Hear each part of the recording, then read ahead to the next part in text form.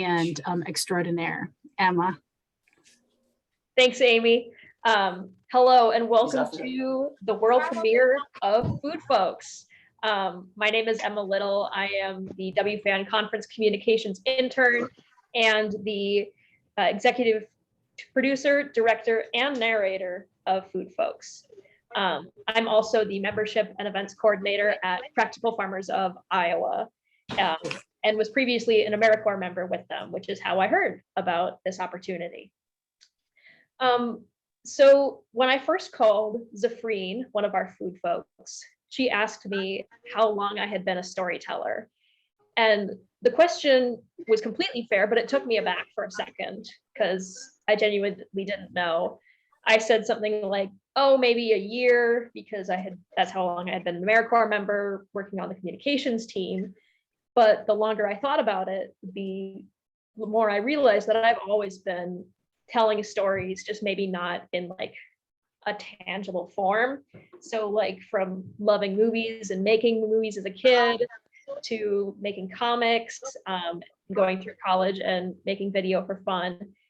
Now I get to bear my heart with my actual first documentary, my first like true movie.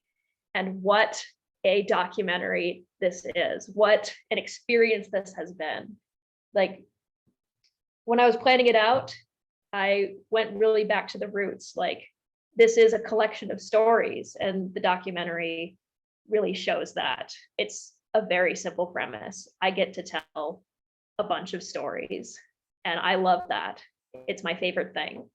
So I appreciate this opportunity a lot. These folks are incredible.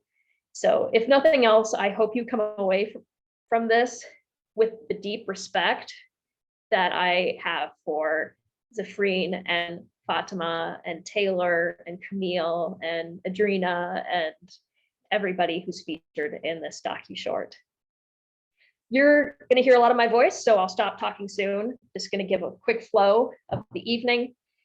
Here in just a second, I'm gonna press play. The docu-short is just under 40 minutes long. So we'll do that. We're gonna break until, we're gonna have a 15-minute break or so. And then I'm gonna introduce our panel and a question to them, and then it'll be open Q&A.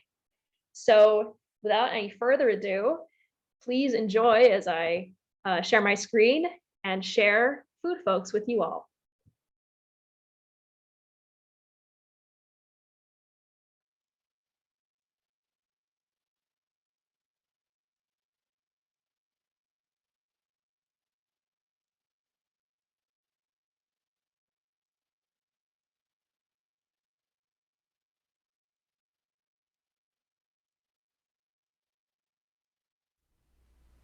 When I was a child, I thought of myself as resilient. Resilience, defined, is the capacity to overcome difficulties. Part of that was a desire to remain happy no matter what. Part of that was the privilege of being white and middle class.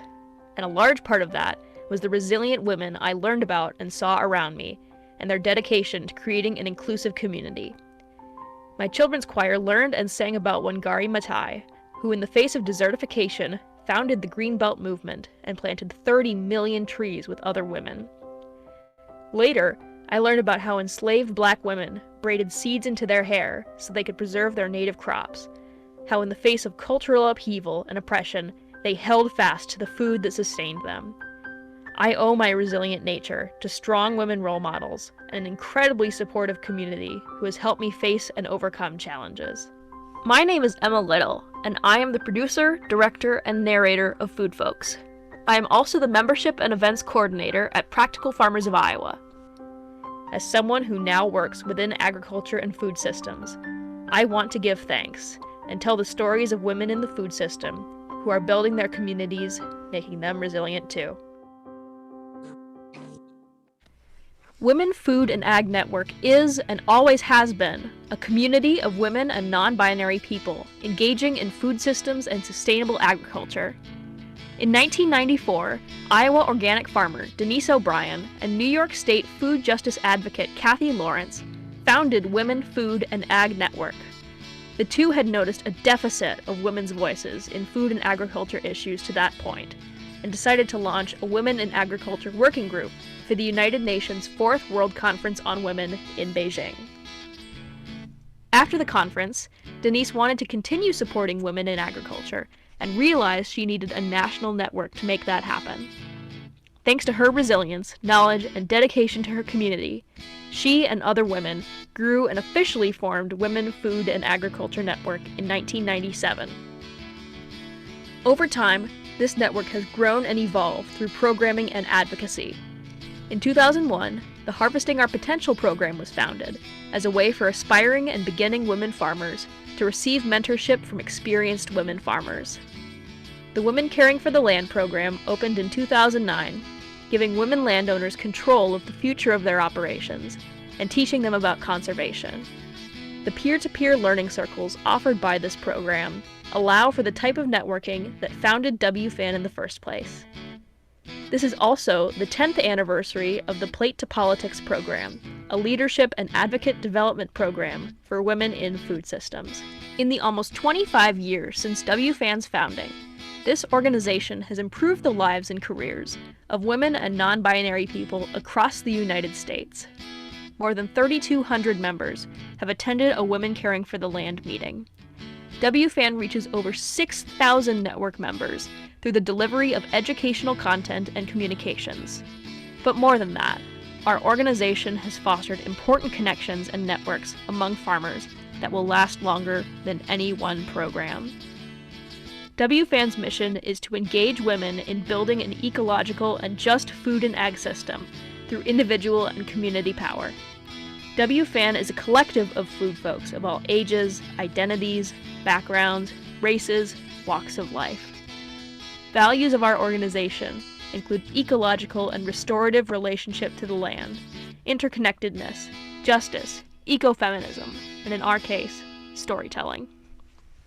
WFAN values the power of story as a means of connection, communication, and knowledge sharing. Stories are incredibly important to humans. They have been around as long as we have, and bind us to each other on a neurobiological level. What we're wondering, however, is how do we shift the hegemony of power in storytelling itself, specifically in this country? Although women own or co-own nearly half of all farmland in the U.S., women's voices are still underrepresented in agricultural and food settings, not to mention the voices of Black, brown, and Indigenous women, women oppressed by the prison system, farming mothers, ag workers, and LGBT or non-binary food workers, who often aren't heard at all. WFAN members are often folks who break from the constraints of societal norms. They are incredibly diverse and resilient. They face systemic oppression, inclement weather, wildfires, sexism, and stay dedicated to growing and preparing food. They not only grow and distribute food, which they do, and lots of different types. They grow people as well. They build their communities from the ground up. They empower others like them. They honor their ancestors, those who made them resilient. They teach their children about their food and how it matters. I want to tell stories of women in all areas of the food world. Over the next half hour, you'll hear from several representatives of the WFAN community. You'll meet Taylor, a grower, mother, and community member in Starksboro, Vermont. You'll go inside Shy Fresh Kitchen, a food service contractor and proud Black and women-owned business in Chicago that's feeding the city. And you'll see two birds of a feather in Denver, Colorado. Zephrine, a mother, storyteller, and owner of a micro-farm who's building community wealth, and Fatuma, a grower and farmer champion leading conversations about the future of agriculture workers. Are you ready? Then let these stories unfold.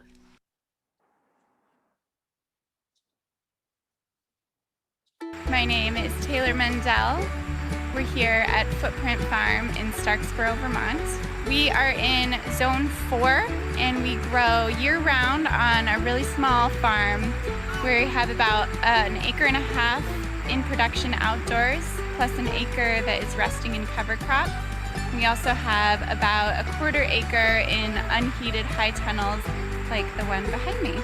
Taylor and Jake Mendell met on an educational farm in California, teaching kids the basics of tending to land. They began farming this piece of land in Vermont in 2013, and since then, this small farm has become a vital source of vegetables for the Starksboro community.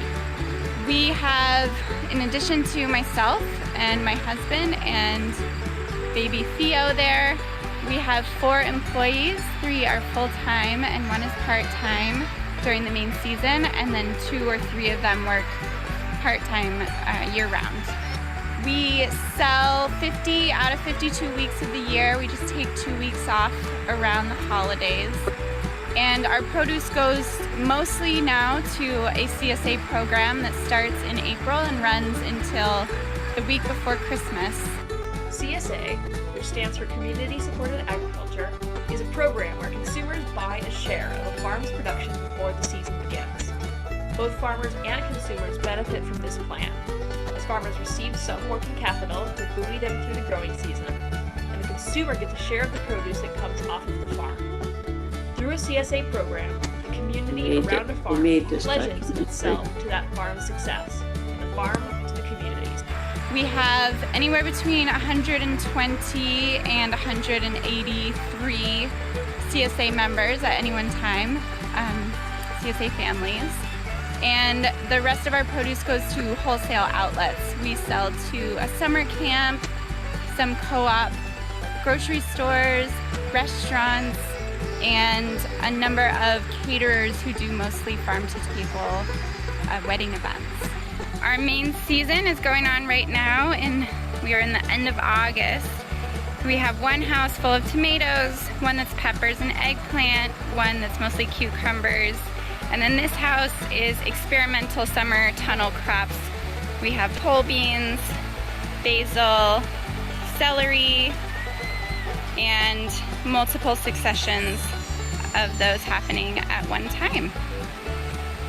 Tomatoes are a really important crop for us. When they're in season, our CSA members get them every week, and we sell hundreds of pounds wholesale as well. We are now growing mostly hybrid heirloom types, so they look like heirlooms but are bred for high tunnel production.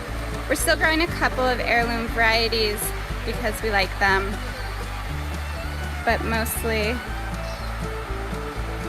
these robust ones. We just started our fall CSA, so our CSA follows the school year. Our summer is just during summer vacation, so we wrap up at the end of August and start again in September. So we're just starting fall. This is one of our 2 in-person farmers market style pickups. We also have boxed pickup locations.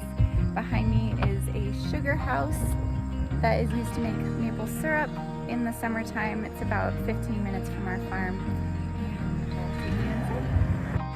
This is Palmer's Sugar House, the site of one of our CSA pickup locations. This one is set up like a farmer's market. So we have a chalkboard in the background with all of the week's choices, and everything is laid out on the table.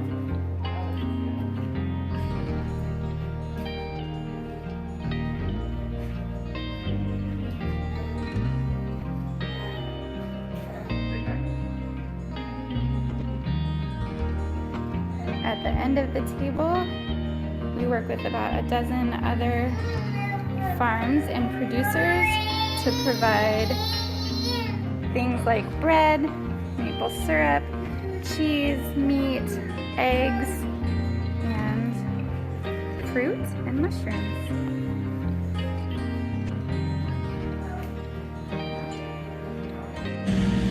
This is one of our CSA pickups.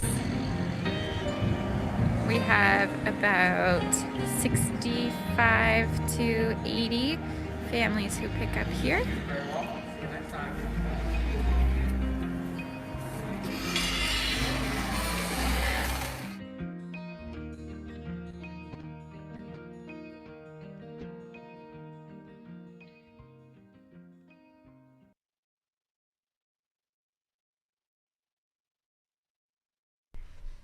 Shy Fresh was a passion project of Camille Kerr. After studying criminal justice reform in law school, Camille envisioned a worker cooperative owned and operated by people who had been previously incarcerated, especially formerly incarcerated Black women. In a worker cooperative, all workers are eligible to own the business after being employed for a certain period of time. This means those working at Shy Fresh are stakeholders in the company, make up the board of directors, and lead the company's vision. The idea for Shy Fresh was borrowed off of a food service worker cooperative in Boston called City Fresh Foods. Around 90 of the business's 150 employees were eligible to buy stock in the business at the beginning of 2021. The workers, most of them originally from Cape Verde and the Dominican Republic, own about 35% of the company's stock, which means that as the business prospers, the employees prosper. Black women who've been formerly incarcerated sit at multiple intersecting identities. Black women already face constant systemic racism and sexism in American society, from how they raise their children, how they're stereotyped in the media, how the police respond to them, to how white people touch their hair. They are further dehumanized in the prison system, which was intentionally constructed to continue violent, oppressive actions against BIPOC folks especially. The oppression of these women, mothers, daughters, people doesn't end when they leave the prison system. After Black women leave prison and go to find work, the job search is made especially difficult for them based on many discriminatory factors. The labor market views these women as immoral, and companies are significantly less likely to hire them, even as parole officers demand that these women find full-time work with benefits. According to the Prison Policy Initiative, Black women in this position have an unemployment rate of 40% and a joblessness rate of 50%, meaning half of all formerly incarcerated Black women are locked out of the labor market. American society stymies the social recovery of formerly incarcerated Black people and places the blame squarely on them.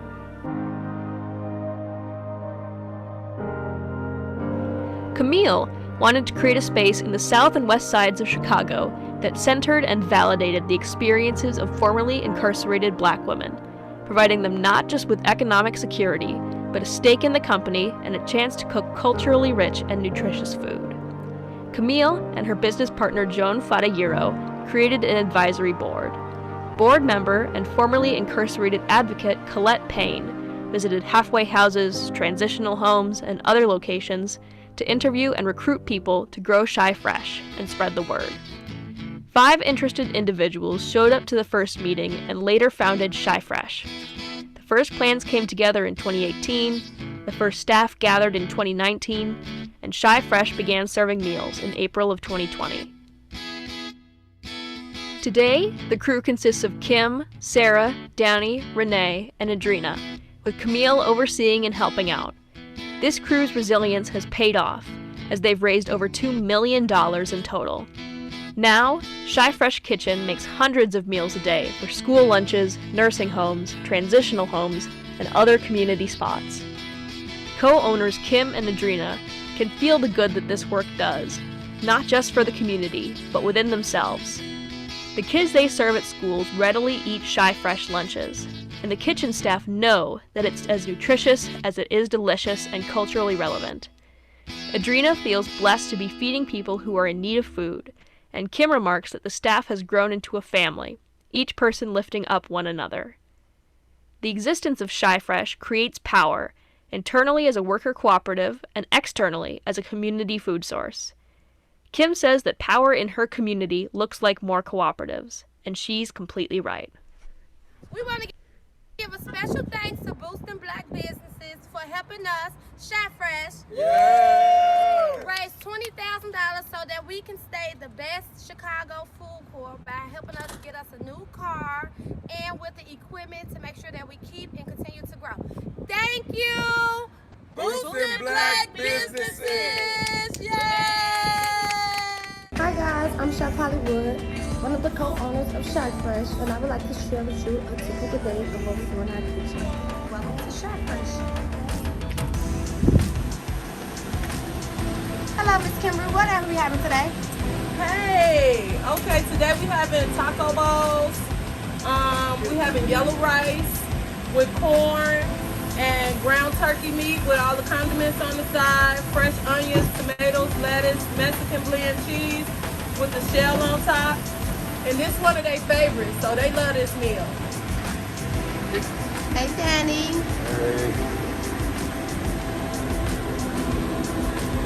Hey, Miss Renee. Hey. So today Renee's preparing our vegetarian meals. It's black beans with yellow rice, corn, the same condiments, onions, fresh tomatoes, cilantro, and cheese. That's our fresh ground turkey.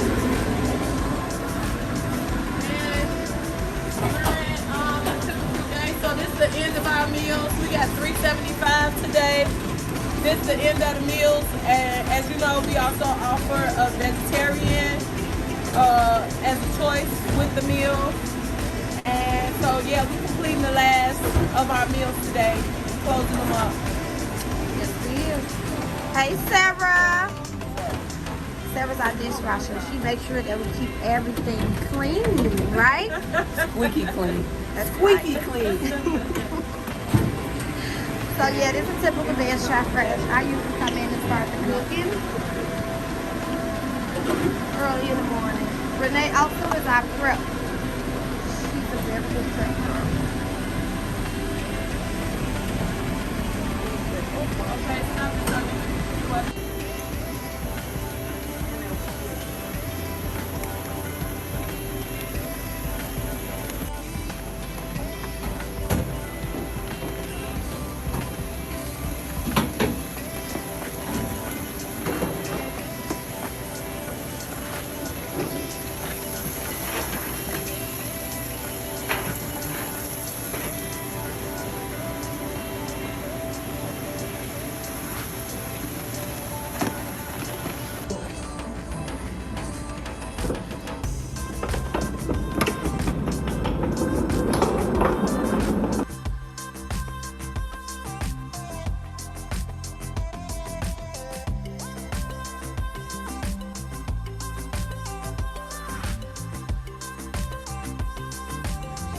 Take them 5 hours to pull back.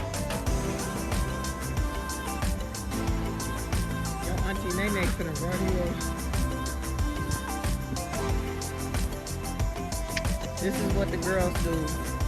They make us put the stuff in the car.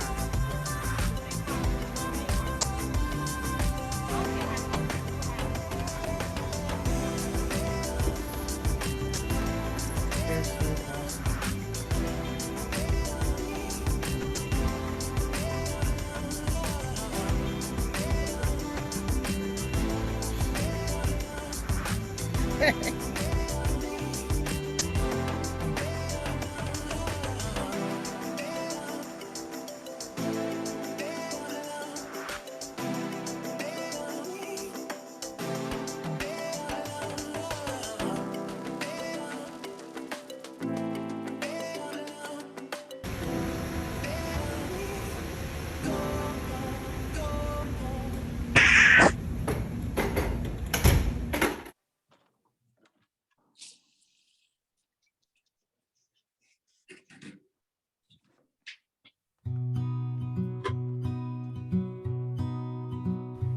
This urban microfarm is Hampton Farms, owned and operated by Zephrine Hanson.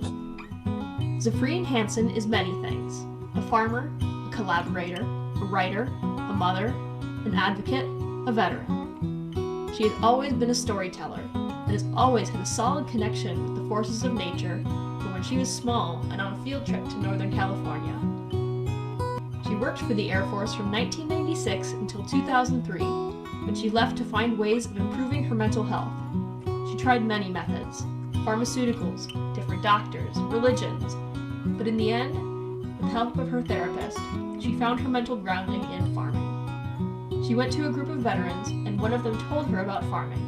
From there, she joined the Chatfield Veterans to Farmers program, and since then created her own urban microfarm, began tending to the lavender at the Denver Botanical Gardens, and dug deep into her community. Farming is a colonized landscape that is heavily white-dominated.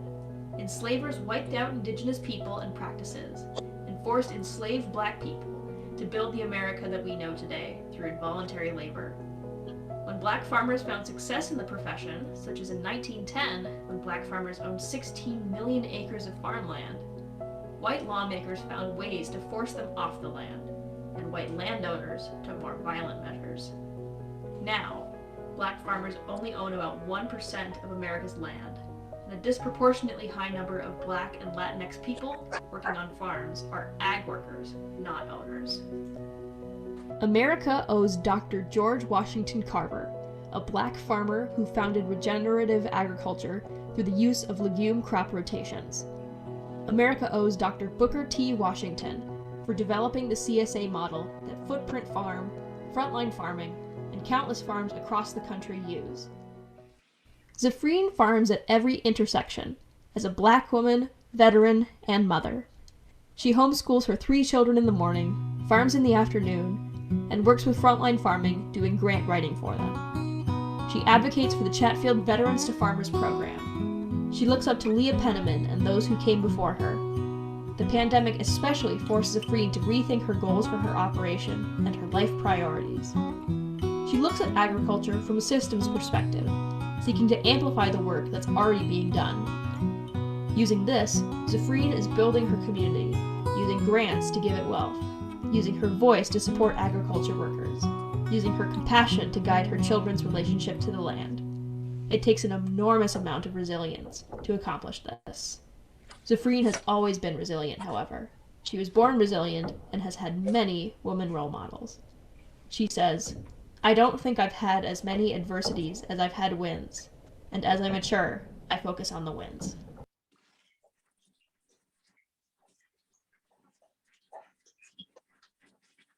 Good morning, dear hearts. I have intended to leave you a message from the lavender fields this whole time, but I haven't because of who actually knows. Like, I could tell you, but who knows? So, it's all blooming, yay! But this is literally one of my happy places. Like, I absolutely feel good here. Like, even though there's a ton of bees too, it's great. I love being here like super early and it's just me. I mean, there's other people here, of course, like everyone else at the gardens who works here is here, but you know, they're doing their work somewhere else. And I just wanted to like get on here and share this space and like share my positive energy. Oh my gosh, I just saw this giant weed, which I'm like, where did you come from? I've been weeding every 2 weeks. Like, I'm gonna go show it to you because it's wild. Which you already know, I talk about weeds in my garden. And so you guys can see this. Look at that. It's giant. I don't know how I missed it. But I'm sure there's a lesson there. In life, when you're not focused on your own garden and your own farm, you will have weeds. So yeah, this is a quick one. It is not going to be a TED Talk because I actually have to harvest some of this lavender. And yes, just this, like, I'm continuing to learn about my life in farming and land stewardship and advocacy and agripreneurship, while also being a mom and caregiver to 3 children on the spectrum, and a spouse and partner to a whole nother human being. So thank you. I will post this probably after I'm done harvesting and some pictures of it. I continue to learn about this plant lavender and about what I want to do in this work. So take care and have a great day. Bye.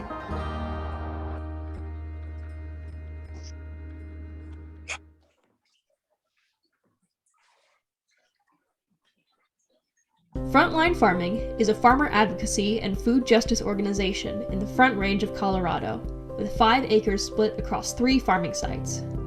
Frontline organizes itself under 3 principles: food work from the perspective of security, justice, and sovereignty. Frontline grows a wide diversity of culturally relevant and nutritionally dense crops. In addition, Frontline holds apprenticeships for young Black, Brown, and Indigenous people, teaches community members about nutritious growing practices, and advocates on the policy front for ag worker rights. Fatuma Emmad is the director and co-founder of Frontline Farming. She was born in Denver, grew up in Ethiopia, and began studying food in academia. Her studies on Ethiopia and Yemen showed her that food insecurity in these countries is a matter of systematic and decisive choices, not natural occurrences. Fatuma used her power and resilience to fight against the use of GMOs in Eastern and Southern Africa, then decided she needed to farm herself. Bouncing from farming community to farming community, and seeing refugees cut out of land deals, Fatuma started Frontline Farming in 2018 to take control of the means of production. Her efforts to create a Black and Brown growers collective with a policy advocacy focus have improved the lives of ag workers across Colorado. In the state of Colorado, there are between 40 and 50,000 ag workers, and at least 60% are Black and Brown people. Ag workers and those in the food production world face a rate of fatal injury 7 times higher than the rate among workers overall, and for very low wages, between $9 and $16 an hour.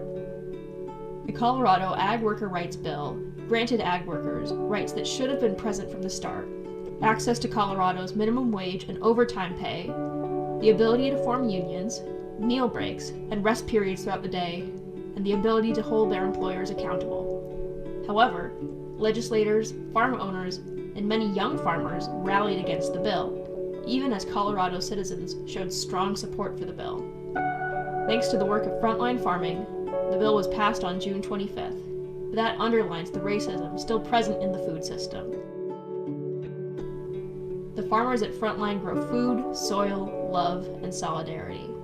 It has never been easy, but according to Jason and Fatuma, the rewards are so bountiful and beautiful. The tireless work has brought large success, such as the Ag Worker Rights Bill being passed in Colorado.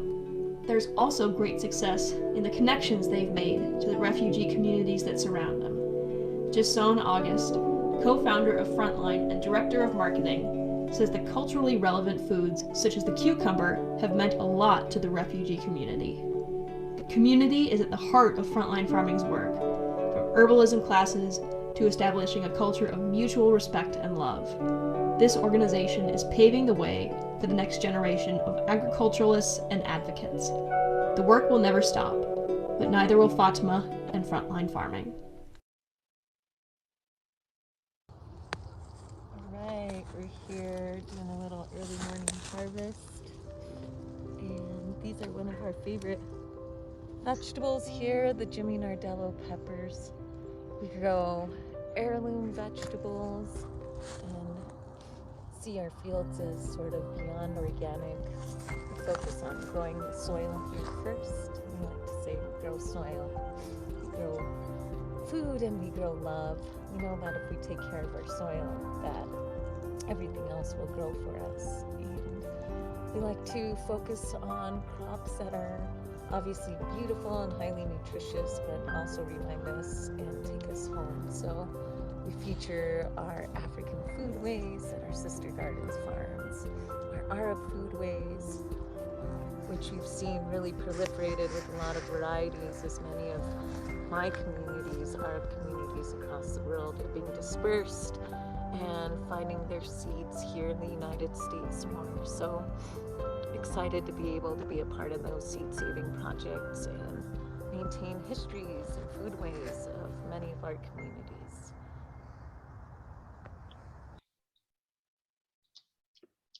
You've heard the stories of 4 food service operations headed by dedicated, hopeful, and strong women.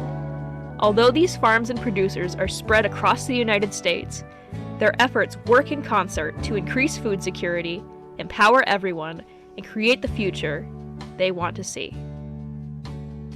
Footprint Farm and Frontline Farming both grow food through a CSA, and between them, they produce hundreds of different vegetables and varieties. They create and distribute the nutritious food that heals and aids those around them.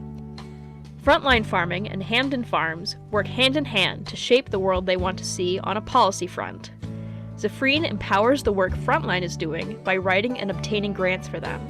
Fatuma and Zephrine stand together to champion ag worker rights, food security, food justice, and food sovereignty. Frontline and Shy Fresh came about to change a broken system from the inside. Fatuma and Camille saw how society marginalizes certain populations and vowed to create a space for them to heal and grow. For Fatuma, this was refugees, BIPOC people, youth, and ag workers, and for Shy Fresh, this was formerly incarcerated Black people. Shy Fresh Kitchen and Hampton Farms actively work to create joy in all of their work, especially for Black women who've suffered the trauma of being in the military and the prison system. Zephrine and Camille argue against the dehumanization and demoralization of these women. Zephrine specifically is an advocate for mental and emotional well-being through food and farming. Shy Fresh creates family, purpose, and fulfillment in Black people who've been formerly incarcerated. Zephrine and Taylor have a special connection through their own children. Farming mothers, especially of infants and children on the autism spectrum, face the many stresses of parenthood and patriarchy on top of planting and produce. But their motherhood also provides unique benefits. They get the opportunity to teach their children about farming and connect them to nature at a young age, which will positively shape their connection to our earth for their lifetimes. Every single one of these women sees power in their community. When Taylor's air conditioner stopped working on a Friday night, her community rallied around with technical advice, suggestions, and overall support. Zephrine has noticed a collaborative spirit and solidarity with the farmers she works alongside in and out of the Veterans to Farmers program. Fatuma and Jasone lead community education and apprenticeships, and that community showed up to the fight to pass the Ag Worker Rights Bill. And Shy Fresh would not exist at all without community support, from the collaborators they've worked with, like City Fresh, to the schools, nursing homes, and transitional homes they serve. Plus, the community within Shy Fresh has been important, a group with a common struggle coming together as a second family. Farming, food production, and advocacy are massively difficult areas of work, and the setbacks are constant. The communities behind these women make them resilient, and in turn, they give back to these communities through education, nutritious and delicious food, and political support. One thing I will mention before I close out this documentary is that resilience doesn't have a 100% positive connotation. Many people are resilient because they have no other choice.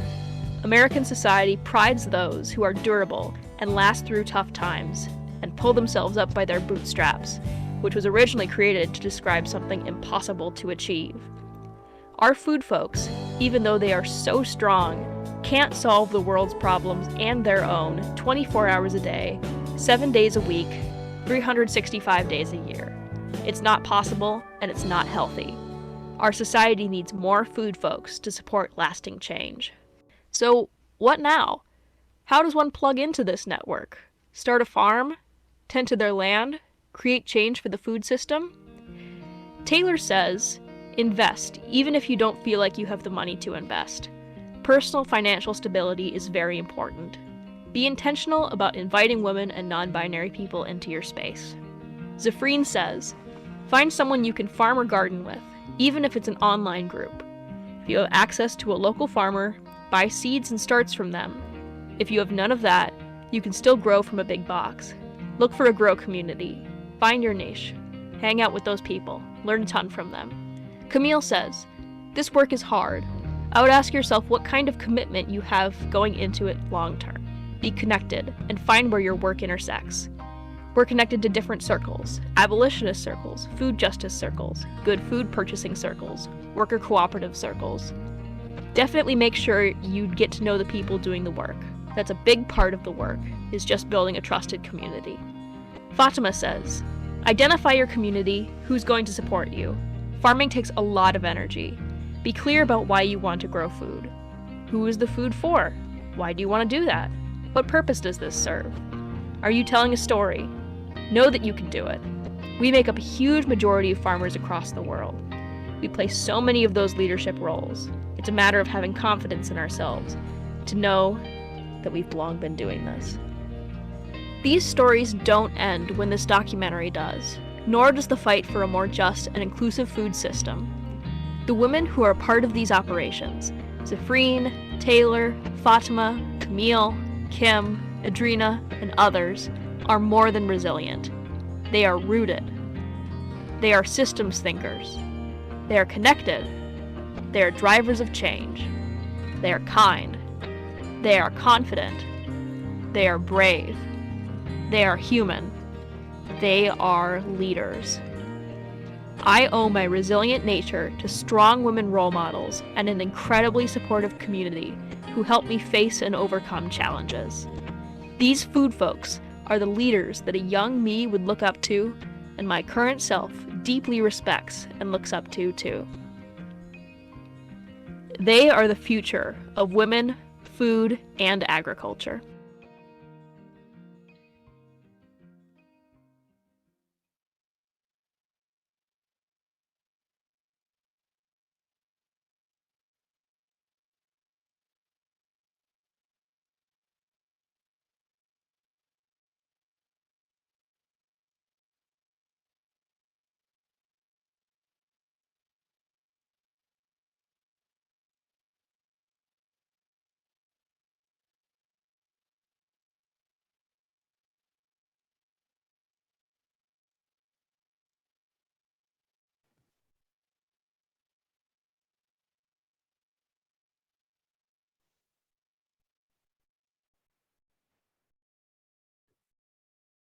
Thank you, Emma. Thank you all so much for watching. I hope you enjoyed. Thanks so much, everyone. I just wanted to name that we have a 15-minute break worked in here. We recognize that this is a dinner time and a family care time for many folks. And so we have 15 minutes and we will all come back here at 6 p.m. Mountain Standard Time, 7 p.m. Central Standard Time, or 8 p.m. Eastern Standard Time. And we also hope that this gives folks the opportunity to maybe generate any questions that they might have. And we just wanted to name from WFAN that we emphasize our understanding of the prison system as being intentionally constructed to continue violent and oppressive actions against BIPOC folks especially, and that ultimately we all need to come back to the human piece and understand that a term such as formerly incarcerated often negates that women in these situations are humans, mothers, sisters, daughters, and friends with hearts, talents, and souls. And so we invite folks to go ahead and you can mute and turn your camera off. That's the easiest thing to do right now, and go ahead and grab some food, maybe do a stretch or two, get some tea, and we'll come back in 15 minutes. Thanks, everyone.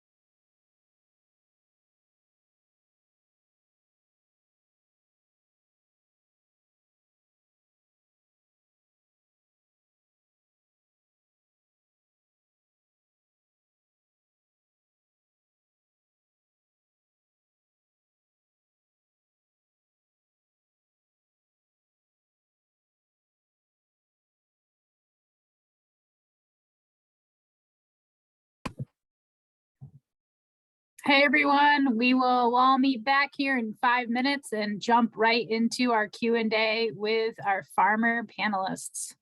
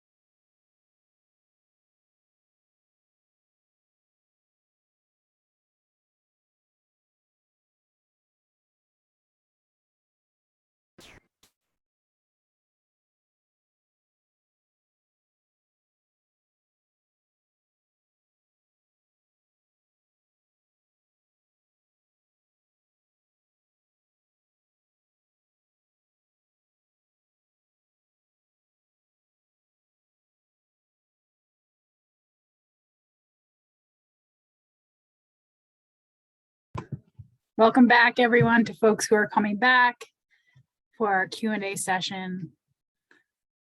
And I know that Emma has a great launching point for us. Are you ready for me to dive right in? Yeah, I think let's just we'll give folks a couple more seconds to jump back on, and yeah. Perfect. Away. Welcome back, everyone.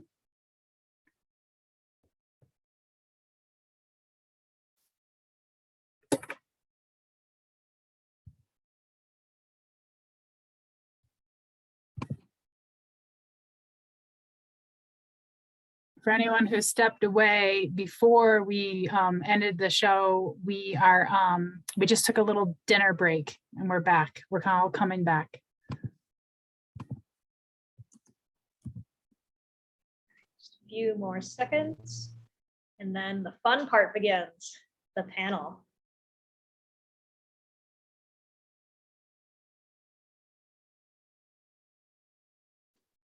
All right, I'm going to go ahead and jump in. So I am really pleased that all of our food folks were able to attend tonight's panel. So we've got Taylor from Footprint Farm. We've got Zephrine from Hamden Farms. We've got Fatuma from Frontline Farming, and both Camille Kerr and Adrina from Shy Fresh Kitchen. So without further ado, I will pose the first question. Anybody, it's fair game for anybody. In 2015, Dr. Vandana Shiva gave an address at the GM Free Australian Alliance and opened with a very poignant message. Everything is food. Everything is something else's food. And in the food that comes to our plate are in space and time, all the relationships that ever were that made it. How does this resonate with your growth and experiences as a farmer or food systems practitioner?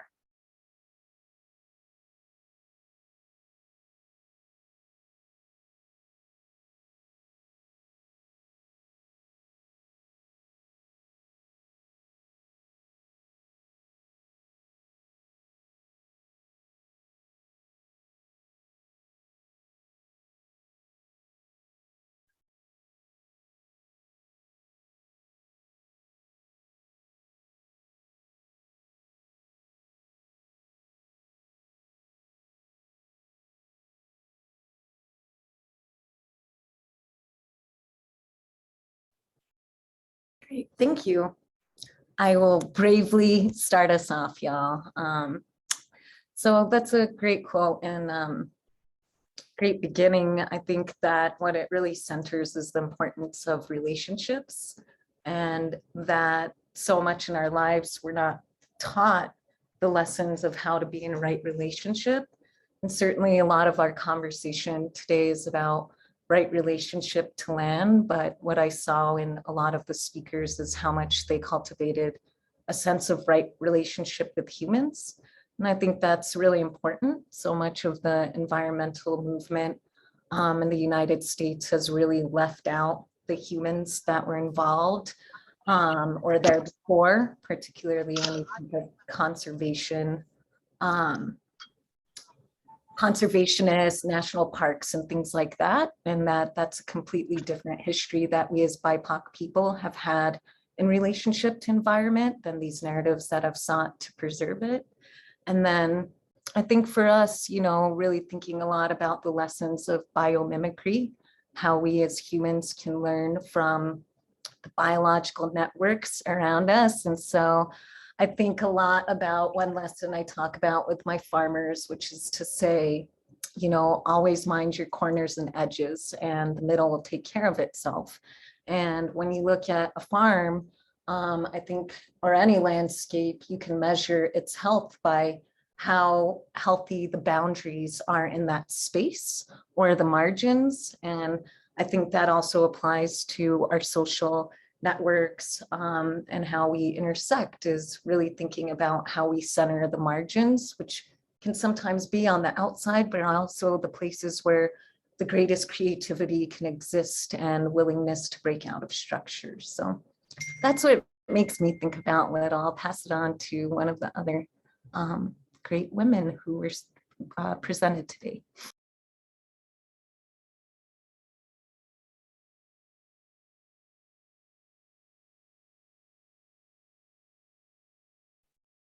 It also seems like people are having trouble unmuting. I'm not sure. I'm looking into that. So hopefully we'll get that sorted out. Sorry about that hassle.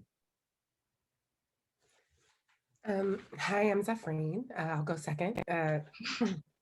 For me, that quote, "Everything is food," is like, I talk a lot about the intersections of farming and land stewardship, and it's, you need all of it. Like, if you want good food, you need people who are taking care of well to grow that food. They need to be nourished by that food. They have to be in that mental and emotional space to continue to do that and then feed their community. So everything really is food. I feel like that's, you know, an accurate description. And then those of us who, like, whenever there were some pictures, I'm sorry, I don't remember what farm, but it was like everybody getting together to buy food or pick up their CSA or be at a farm to table dinner.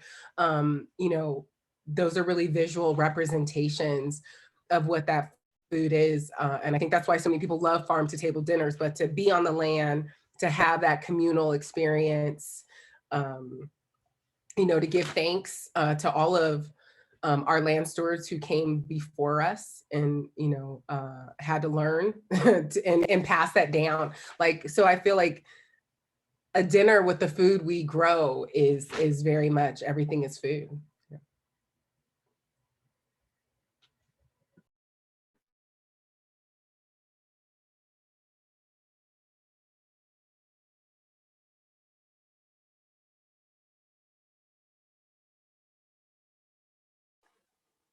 I'll go next. Hi, thanks, Emma. And thanks everybody for being part of this. I've been thinking about this question since you sent it to us, and it's so hard to think of an answer because it is everything. Food is everything. And once you really devote your life to growing food, it becomes interwoven into every single piece of your life. And for me, I didn't start out super interested in food. I liked the puzzle of farming. I liked that somebody told me I couldn't make a business work farming, and had that kind of I'll show you attitude about it. But as I've gone from this sense of like, I'm an individual, I'm going to make this happen. I'm going to be the girl who goes into the hardware store and buys the thing. It's become so not about that anymore. And it's so much about the people who are keeping us in business and who do see us every week. Today I was like, I don't know if I'm going to make this because we have a COVID scare happening right now. And for me to be able to send an email out to 100 people who were supposed to get food today and be like, I'm trying, but I have to like take my baby to go get a COVID test, and to have just emails flooding in saying, oh my gosh, you've been nourishing us all year. If you don't show up, it's fine. You know, it's just this sense of nourishment through food and through sense of place and work that I don't know if I could have found anywhere else.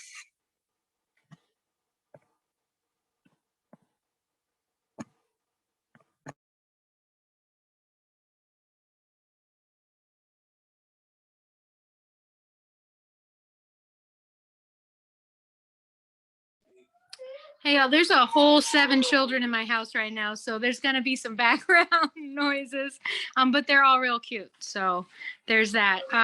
Yeah, I like others. I didn't start out in food, so food wasn't even the point, you know, like our members were the point, and we just fell onto this business model. But what we've found is that, you know, I feel really lucky that this is what we decided made the most sense for us, because yeah, food is everything. Food is love, and love is everything. So maybe those are like throw a little math equation in there. And I feel like that's a big part of what we've discovered, is it connects us all. And we need to, I mean, even the way we're doing it now, where somebody has to pay us to, you know, put it in here and send it over there, instead of just, you know, we want to decolonize it even more, and make it all a table, and make it all a table where we all have sovereignty over what we eat and how we eat it. But for now, I think we've all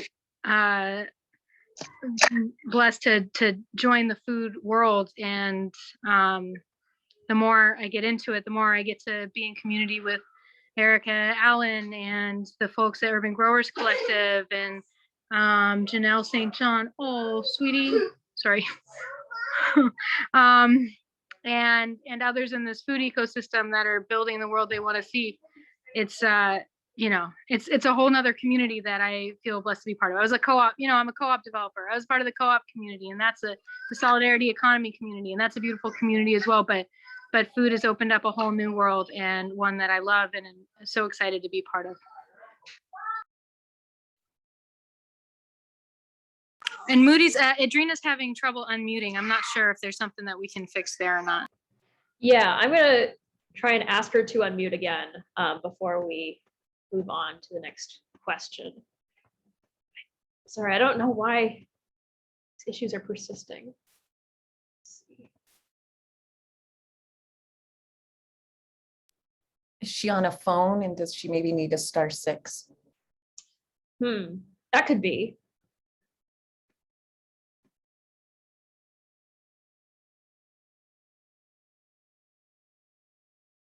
I'm gonna ping her one more time. Otherwise, maybe I'll try and make her a co-host or something.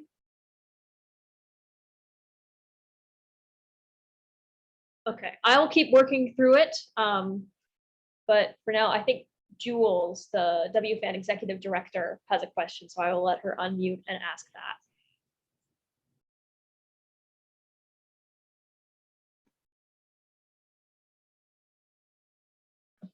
Awesome, thank you. So Zephrine, I heard you use a number of terms. I heard you use land stewards and farmers, and I'm just curious because, you know, language is so important, and how we talk about language and how we use language. And I heard when you were in the documentary talking about getting the ag workers bill passed, and I keep being challenged by the use of farm worker or ag worker when the term farmer seems to be so tied to land ownership. And then I just heard Camille speak to how do we decolonize, you know, our plates, and how do we decolonize our language when we speak about the land stewards, people who are doing the work. You know, I can go back to hearing the term gentleman farmer in the South in Louisiana, and that is always tied to you know, landowners. The gentleman farmers, because they were actually working the land at all, as compared to my Honduran family that speaks to being campesinos working under the United Fruit Company, and the campesino also is used as peasant compared to those granjeros or the hacenderos, which are the landowners, right? And so I'm curious to hear from those of you who worked, from all of you. So what are the thoughts about changing the language and how we speak about farming and farmers? Well, first I want to say is that I'm still learning, and like I come from a space of like amplifying the people who've been doing this work before me. Like that's what I come to, and I continue to learn.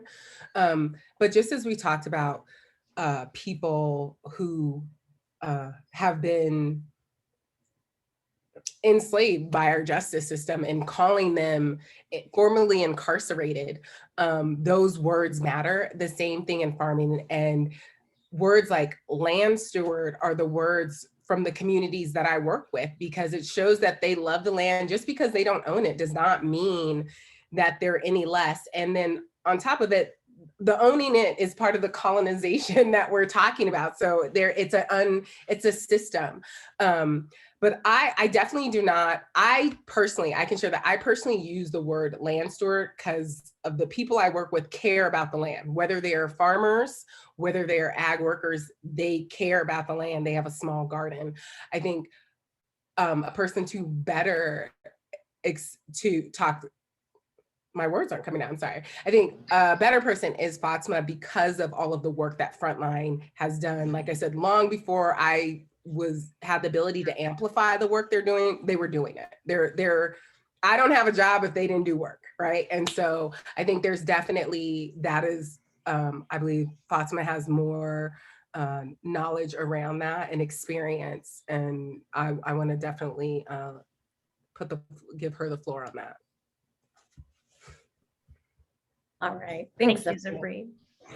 Yeah, that's a great question. And I think, yeah, decolonizing your own language, of making sure to call people land stewards, soil stewards, so on.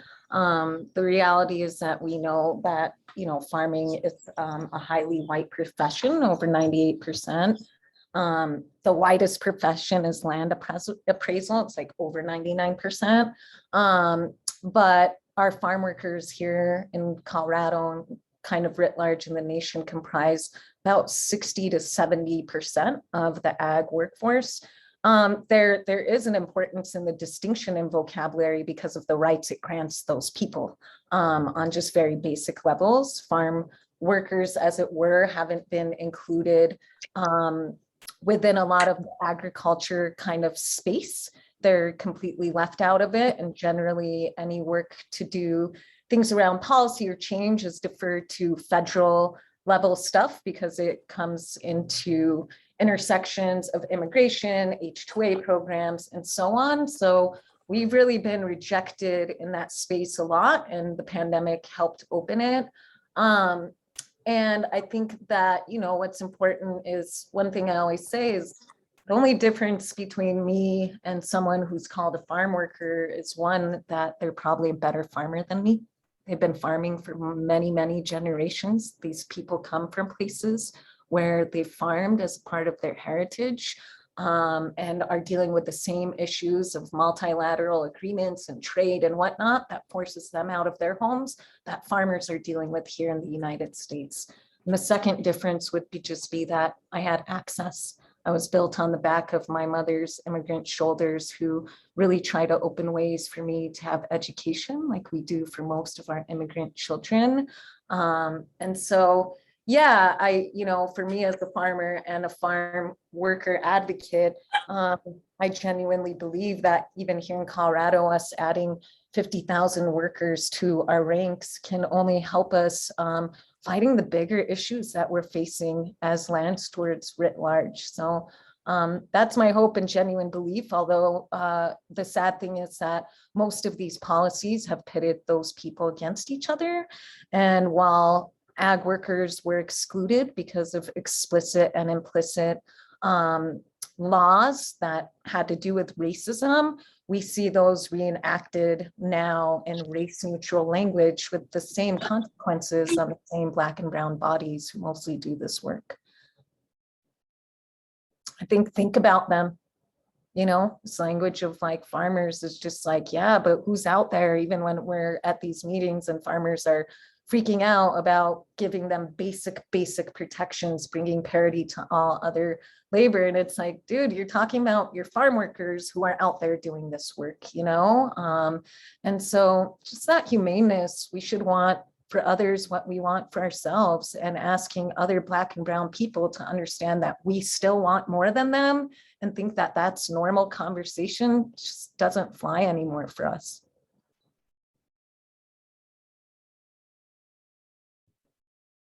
Thank you. It's a brilliant answer. I'm going to try.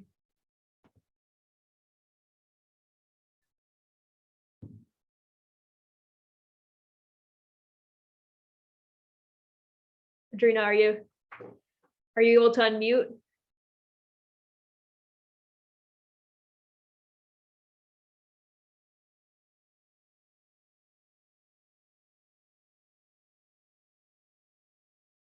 All right. Hope we can hear from you. I'm sorry about your mic issues. We'll take the next question. If someone wants to unmute or chat, I can relay it.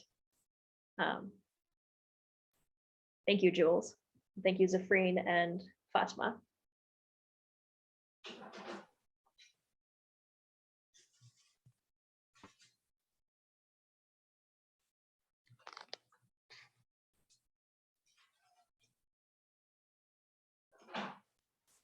Well, while we're waiting for the next one, I can jump on this one too. I think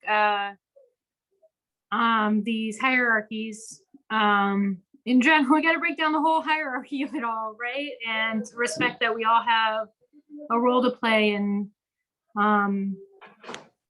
that every one of those roles is critical. And something that we definitely do at Shy Fresh is try to,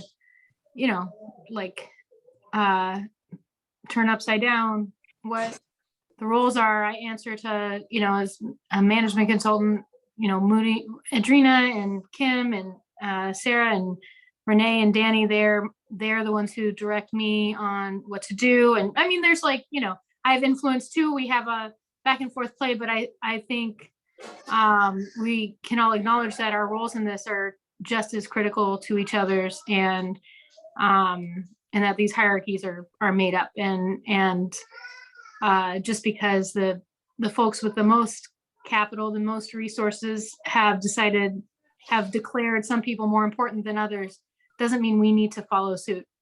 So language is really critical in that, and also just unprogramming it in our minds. The language needs to be a reflection of us really working hard to realize that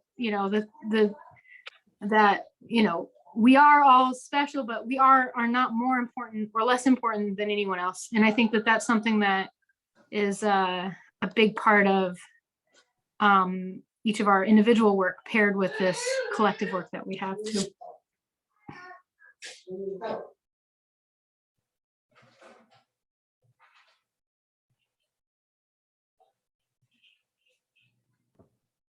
Excellent. Anybody else want to chime in with a question?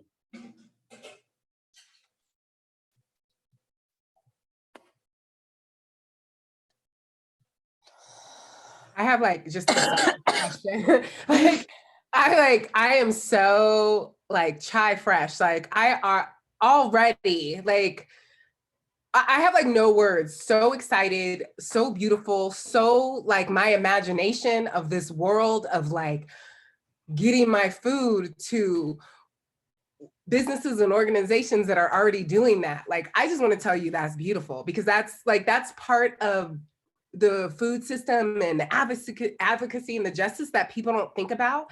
And the fact that you're on that part of it, and I just got to see it. Like, I already went to your website. I was like, when am I going to Chicago next? And I don't have any business, but I might find some. But like, I just thank you for sharing that with me, because sometimes when you're out here talking about it and people can't see it, you sound crazy. And so now I can say, like, this is exactly why I grow food. That's why I want to grow food. I don't want to grow food to be in Whole Foods. I want to grow food so that my community, thank you, gets their food. So like, to me, that's just thank you. Thank you for whatever it is taking you to get it up and running, because thank you, because I know. So thank you. And the whole team that has done it with you, thank you.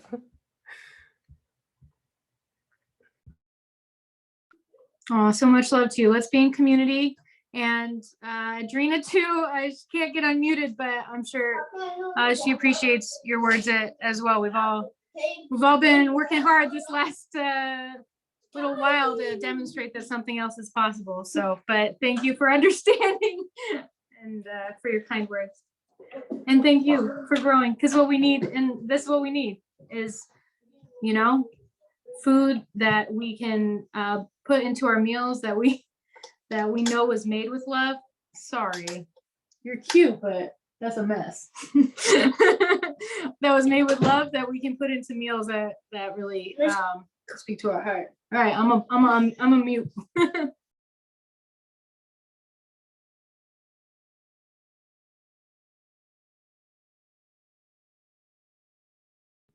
Yes, I'll try and get everybody's website in here. Please look up the Food Folx afterwards. Please support them. Like, they're amazing, and their work intersects in a lot of ways.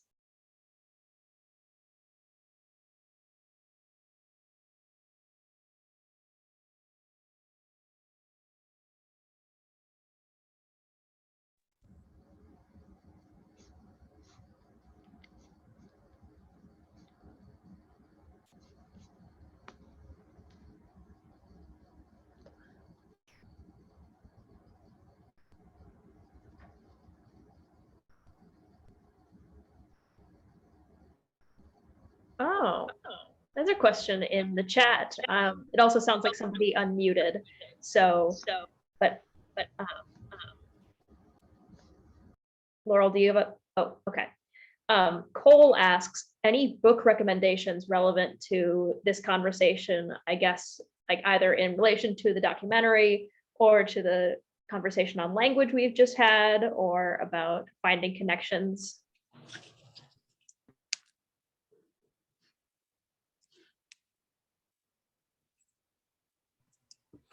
I'll share the book that led me to the work I'm doing is Farming While Black with Leah Penniman. And I think it's important to, one, get the knowledge, but then it also helps you build community, because, and it's funny to me, but when I had first met Fatuma and Damien, and Jason might be on this too, I had recently read the book and was a new convert, folks, and came with all the enthusiasm and excitement you do when you read these books. I think that's important, that you have even language to then work in the communities you want to work with. Now I crack up, because I remember the stuff I was talking about. I was like, they'd been doing that for like 10 years, Zephrine, but that's okay. When you're new, you get excited. So I encourage that. And other books I have around farming that you're interested in, medicinal herb farming, seek out those books that you're interested in farming. I think, I can't remember the book, Fatuma, but you were the seed saving book that you suggest in our programming. So what is it that you're wanting to learn about in farming? I think why I say farming while Black is it covers a huge, it doesn't cover everything, and it also gives you resources for other books. And then, like I said, if you're looking for your specific plant or area to grow, there's even books about family farming, which I find fantastic because it's a lot different to farm with a whole family than it was, just me. So yeah, those would be the books that I'm looking. I have Farming While Black and the Organic Medicinal Farmer, and I don't see your seed book, Fatuma, but I'll put it in the chat.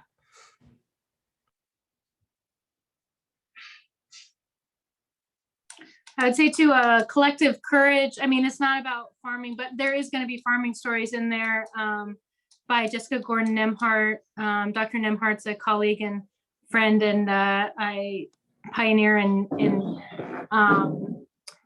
documenting the history of Black cooperatives as a means of both resistance and survival in the U.S. So definitely recommend Dr. Nemhart's work.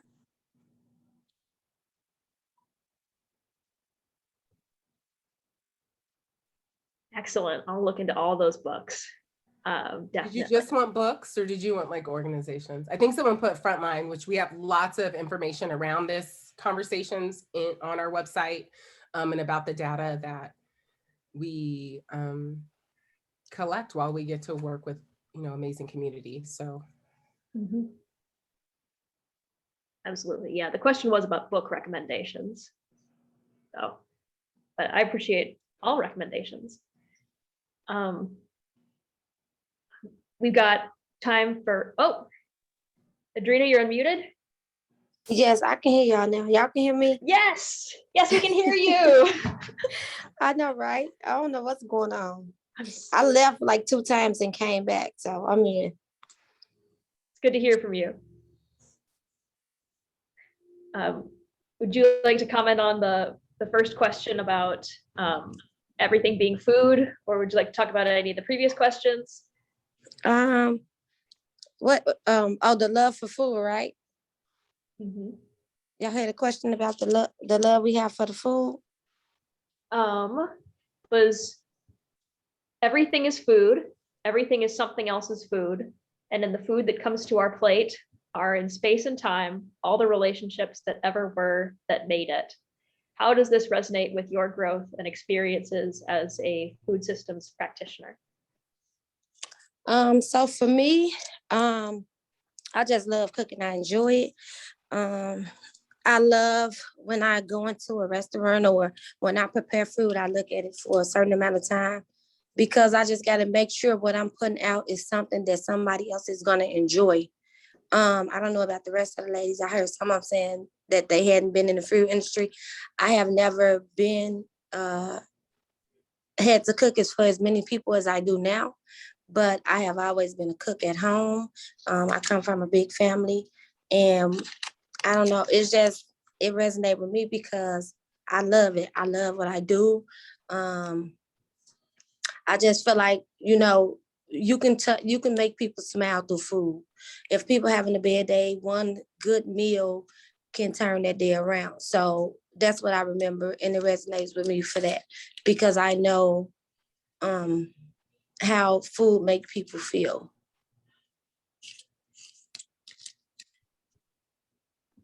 That's perfect. Thank you. Unfortunately, it didn't give us enough time. We're already at just about 7:30, but please look at these. Go to the Food Folx website. Amy has graciously placed links to their websites in the chat. Learn more about them, support them in the work they do. Thank you all so much for attending this documentary screening and panel. I have so enjoyed sharing this documentary and these folks with you. That I don't have much to say. You've heard me talk enough tonight. So have a good evening and a great rest of the conference. Bye-bye. Everyone, thank you, Emma. Thanks, Emma. Thank you. Bye.